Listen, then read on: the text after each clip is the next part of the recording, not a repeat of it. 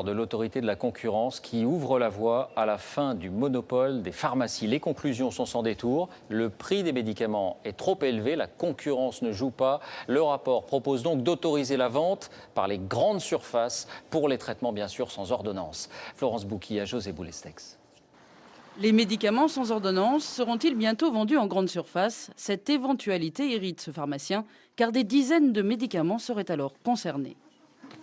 Eh bien, vous avez absolument tout ce qui est là, qui rentre dans le domaine de la possibilité éventuelle, si c'était autorisé, à ce que ce soit dispensé dans d'autres circuits, grande distribution, station-service ou autre, je ne sais pas.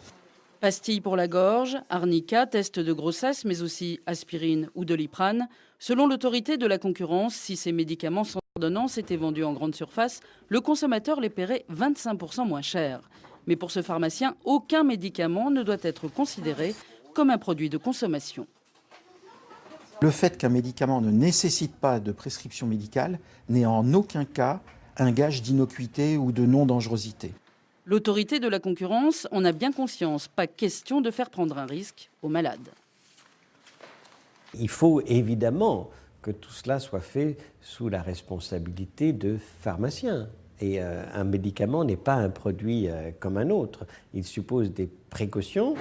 Ce modèle existe déjà depuis quelques années dans certains pays européens comme l'Italie et depuis plus longtemps aux États-Unis. Alors justement, on va un peu plus loin avec vous, Maryse Burgot. Bonsoir, vous êtes en direct à Washington. Est-ce qu'avec le recul des années, cette politique des États-Unis est rentrée dans les mœurs et est-ce qu'on a noté des effets particuliers ? Eh bien, ce qui est sûr, David, c'est que l'automédication est devenue ici un sport national. Cela fait des décennies que des centaines de médicaments sont en vente libre dans les supermarchés, les stations essence, les épiceries. Les antidouleurs, les antifièvres, la pilule pour le lendemain côtoient les légumes. Il n'y a pas forcément la présence d'un pharmacien et personne ici ne trouve rien à redire. Alors, mais quelques statistiques montrent quand même qu'il y a des dérives.